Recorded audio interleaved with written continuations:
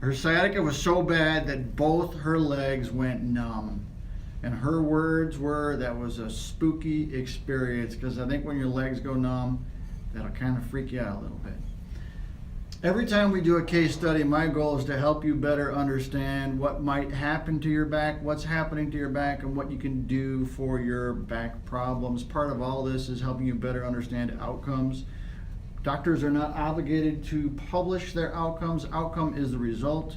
Meaning you get a very specific treatment, what results should you expect? Doctors are not obligated to publish those, so you don't always know what you're in for.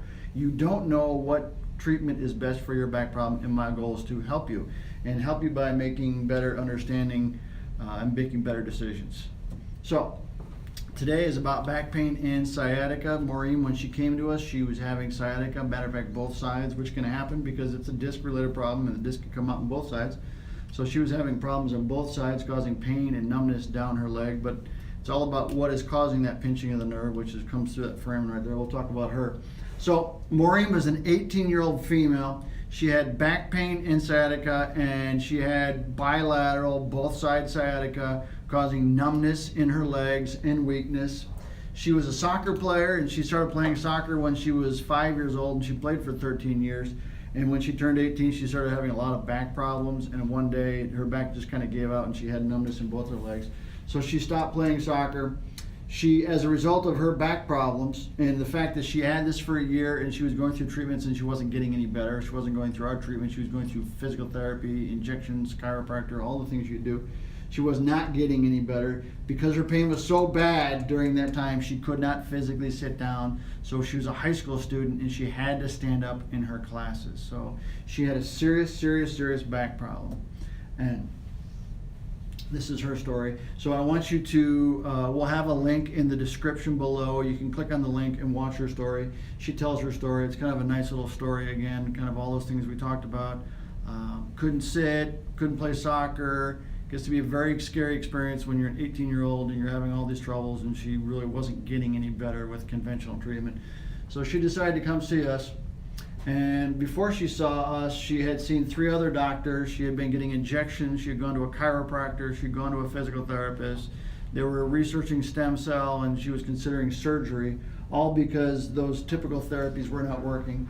She tried 2 different physical therapies over a 6-month period, so 3 months at each place, and she was no better off. She had the cortisone injection. So the point is, all these therapies, she was no better off. The outcome of those therapies where it didn't work, what was the result? The result, it didn't work. So she came in to see us. When she came in to see us, we have a 9-step sciatica solution. And part of the 9-step is really knowing what sciatica is. Because when you know what it is and you get the proper diagnosis, you then get the proper treatment. So in her case, we do what's called a functional disc evaluation, where we evaluate the disc and how the disc is affecting the nerves and what the disc is doing to cause a compromise of those nerves. So we did the evaluation, we identified the problem, put her in the protocol. Well, when we identified her disc problem, she had a herniated disc, which is where the nucleus pushes into the spinal canal. She had a degenerated disc. Now remember, she's 18. Degenerated discs is not something an 18-year-old typically deals with. It tends to be one of those diseases you get when you're older in your life. Okay, she had a degenerated disc. She had the bulging disc, which is fairly common for an 18-year-old. She had the sciatica, but more importantly, she had stenosis. Again, stenosis and degenerated discs are typically diagnosis you get when you're over 50. And she had these diagnoses because, and this is our thought, because of all the sports she had played. Not that sports are bad, because sports are very good, but it caused a lot of wear and tear until one day it just finally gave out. And when it gave out, it compromised both those nerves bilaterally.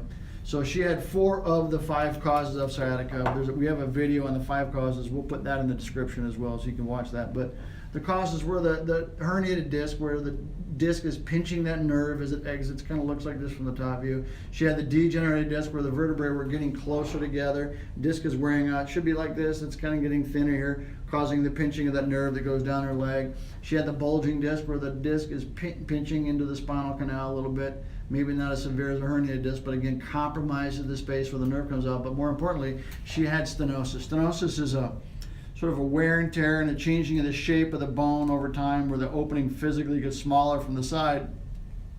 But more importantly, the opening where the spinal cord is inside the spinal canal physically gets smaller and starts to compromise. The spinal cord looks like this.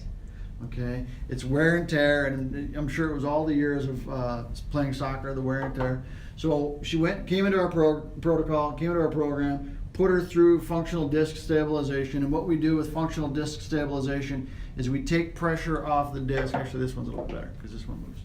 So we take pressure off the disc. We sort of have you wear a harness where we're taking pressure off and we're kind of lifting you up. We're not pulling this far. Okay, this is sort of exaggerated for the video here, but we take a little bit of pressure off, and what that does over time is it allows for the disc to slowly move back to the inside and frees up that space where the spinal nerves are being pinched. So we take pressure off, and then we have her do exercises again. It doesn't do this. This is a lot. It's not quite that drastic. But we take a little bit of pressure off, and then we have you do exercises, and that stabilizes the spine. But that very process helps restore the integrity to the disc, helps open up the space. When she started our therapy, her back pain was a 10. Okay, again, she couldn't sit in her classes. She had to physically stand up. And her oswestry disability index was a 40. And 41 would be considered severe disability, but she was moderately disabled. But the pain is disabling to the point where, again, she couldn't physically sit down. Now, anytime you're 40 and above for an extended period of time, you then become a candidate for surgery. So she was absolutely a problem. So it just took a little bit longer. But 56 treatments is, for her kind of condition, might be about average. And at the end of it, her back pain was a 0, her sciatica was a 0, and her oswestry disability index was a 0. So what was the outcome? Well, the outcome in our therapy was effective when other therapies were not, even when both her legs were numb. Okay? What do? We have the ability to take the pressure off, and as we take the pressure off, the nucleus slowly moves back to the inside, and over time the nucleus completely goes back to the inside. And you start to feel better.